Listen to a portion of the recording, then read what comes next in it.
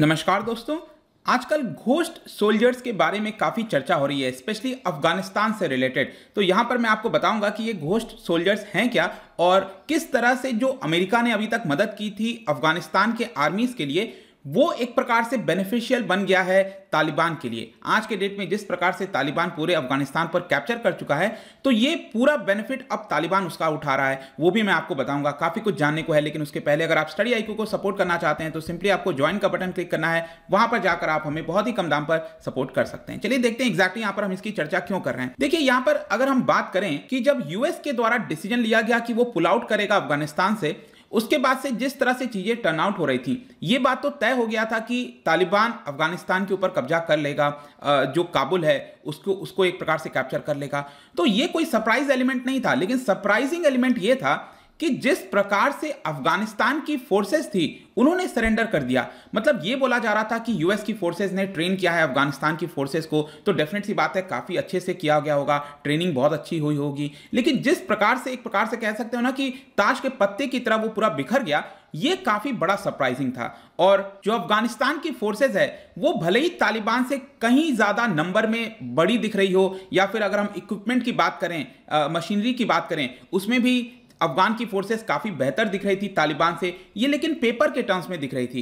Actual में अगर आप देखोगे कहीं ना कहीं आपको सिस्टमैटिक प्रॉब्लम देखने को मिलेगा अफगानिस्तान की फोर्सेस में, और ये एक बहुत बड़ा कारण था जिसकी वजह से यहां पर तालिबान ने पूरे अफगानिस्तान के ऊपर कब्जा कर लिया। तो यहां पर अब थोड़ा सा हम समझने की कोशिश करते हैं कि जो दोनों आर्मीज हैं उसकी स्ट्रेंथ की अगर हम बात करें तो कैसे हमें पता चलता है। देखिए एक यहां पर लेटेस्ट जो रिपोर्ट आई है, क्वार्टरली रिपोर्ट आई है यूएस का special inspector general for Afghanistan reconstruction, ये 30 जुलाई को रिपोर्ट आई थी, और उसके अंदर यह बताया गया था कि 3 लाख से भी ज्यादा पर्सनल हैं अफगानिस्तान की फोर्सेज में। अब अफगानिस्तान की फोर्सेज का नाम आप देखोगे तो it is Afghan national security and defence forces, ये उसका नाम है। तो इसके अंदर 3 लाख से ज्यादा आपको फोर्सेज देखने को, पर्सनल देखने को मिलेंगे। अब ये 3 लाख से ज्यादा ऐसा नहीं है कि सिर्फ मैं आर्मी की बात कर रहा हूं, इसके अंदर जो पुलिस हो गए, स्टाफ हो गए, मतलब जो भी डिफेंस से रिलेटेड है, इनका पूरा नंबर अगर आप देखिए तो 3.5 लाख के आसपास बताया जाता है। लेकिन अगर हम नंबर की बात करें तो यहां पर एक और नंबर प्रोवाइड किया गया था by US combating terrorism centre at West point.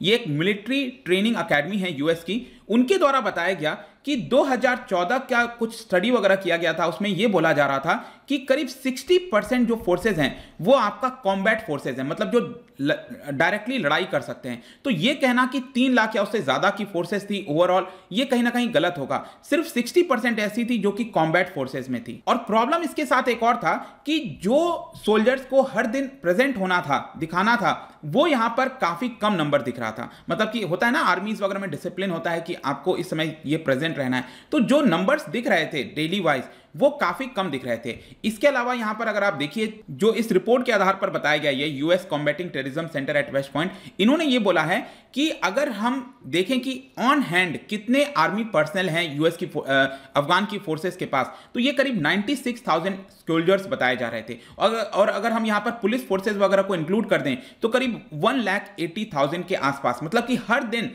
कितने फोर्सेस प्रेजेंट हैं, मतलब कि जो लोग यहां पर काम कर सकते हैं, डिफेंस की सुरक्षा कर सकते हैं, तो ये संख्या 1.8 से ज्यादा नहीं थी। तो ये सबसे पहले आपको ध्यान रखना है कि एक तो ये जो नंबर है ना 3 लाख या उससे ज्यादा, वो कहीं ना कहीं एग्जैजरेशन था। तो 1.8 लाख फोर्सेस।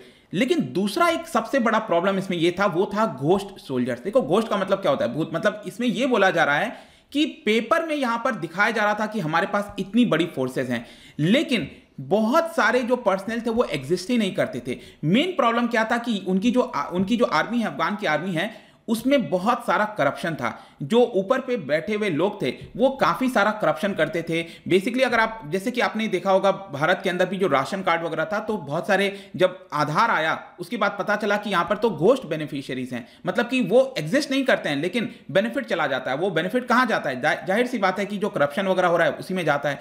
तो उनके आर्मी में भी यहां पर बड़ा करप्शन था, जिसकी वजह से पेपर में दिखाया जाता था कि हमारे पास इतने सारे आर्मीज हैं, लेकिन उसका जो सैलरी है वो यहां पर करप्शन के माध्यम से हायर लेवल पर चला जाता था। ऑल्दो यहां पर यूएस का यह भी कहना था कि देखिए हमने बायोमेट्रिक सिस्टम वगैरह लाने की कोशिश की थी, लेकिन ओवरऑल यह साफ दिखाता है कि यहां पर जो प्रॉब्लम है, जो मिसमैच है पेपर में दिखाना एक चीज और जो प्रेजेंट में अवेलेबल है फोर्सेज, उसमें बड़ा गैप हमें देखने को मिल रहा था। और यही घोस्ट सोल्जर्स की बात कही जा रही है। और जाहिर सी बात है, आप सोच के देखो, हम सोच के रखेंगे कि हमारे पास इतनी आर्मी है, लेकिन एक्चुअल में जब हम लड़ने जाते हैं तो दिखता है कि हमारे पास ये आर्मी नहीं है, पर्सनली नहीं है।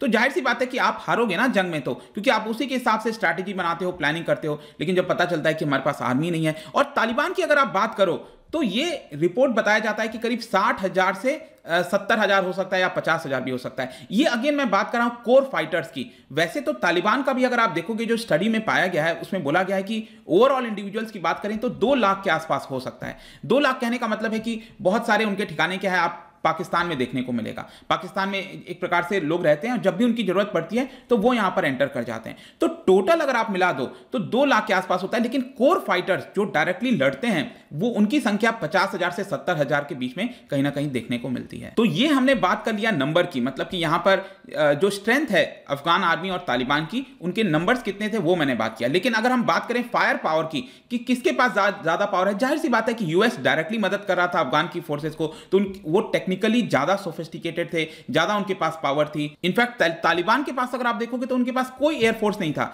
हैवी आर्टिलरी नहीं थी, आर्मर्ड व्हीकल्स उतने कुछ नहीं थे। लेकिन यहां पर जो आपका अफगान की फोर्सेस है, उनके पास तो ये सारी चीजें उपलब्ध थी। लेकिन तालिबान के पास एक यहां पर एडवांटेज ये था कि उनका जो फोर्स है वो बहुत ही लीनियर था, मतलब कि बहुत ज्यादा टाइम नहीं लगता था। यहां पर कोई भी डिसीजन लेना है, कोई भी करना है, तो लीनियर का मतलब होता है कि एक बहुत ही थिन जो है आपका, ऊपर से कोई डिसीजन लिया जाता है तो नीचे तक काफी आराम से फ्लो कर सकता है, राइट।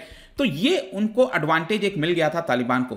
लेकिन अब मैं आपसे बात करना चाहता हूं कि किस तरह से जो भी स्पेंड किया गया है यूएस के द्वारा अफगान की फोर्सेस के ऊपर, वो उसका जो बेनिफिट है अब वो डायरेक्टली तालिबान उठा रहा है। ऐसा बताया जाता है कि पिछले 20 वर्ष में अमेरिका ने जो फोर्सेस के ऊपर खर्च किया है, अफगान की फोर्सेस के ऊपर, उनको बिल्ड करने के लिए, ट्रेन करने के लिए, $83 बिलियन के आसपास उनके ऊपर खर्च किया गया है।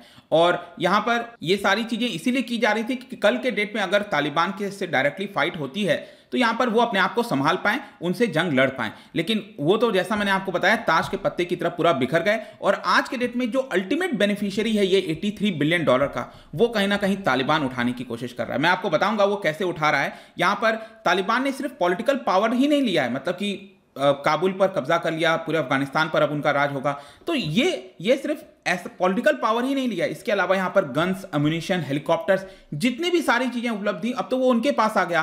तालिबान ने यहां पर जो मॉडर्न मिलिट्री के इक्विपमेंट्स हैं वो अपने हाथ में ले लिए, और जहां जहां वो कैप्चर करते थे, जैसे कि आपको पता होगा कि यहां पर उन्होंने शुरुआत किया हेरात से। हेरात हो गया, कांदाहार हो गया, जलालाबाद हो गया, मज़ार शरीफ हो गया, ये अलग अलग जहां पर भी वो जाते थे वो कैप्चर करते थे। एयरबेस हो गया हेलमेंड वाला, इसके अलावा बगराम जो सबसे बड़ा एयरबेस था यूएस का, उसको यहां पर ले लिया। तो जितने भी आपके फाइटर जेट्स वगैरह हो गए, जो भी कुछ अवेलेबल था वो अब किसके पास आ गया है, जाहिर सी बात है तालिबान के पास आ गया है।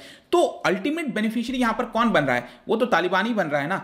और यहां पर आखिरी में एक और क्वेश्चन आता है कि अगर जो भी आर्मी थी अफगान के पास, उसमें कमी क्या थी। देखिए जो कमी थी ना, वो मेन एक मोटिवेशन फैक्टर बताया जा रहा है। यूएस की आर्मी ने ट्रेन तो किया था, लेकिन सस्टेनेबल तरीके से किस तरह से एक्चुअल में जब लड़ाई लड़ी जाएगी, क्योंकि तालिबान को तो वो तो हर दिन कुछ ना कुछ लड़ाई करते रहते थे, तो वो तो काफी लंबे समय से उनके पास एक्सपीरियंस था।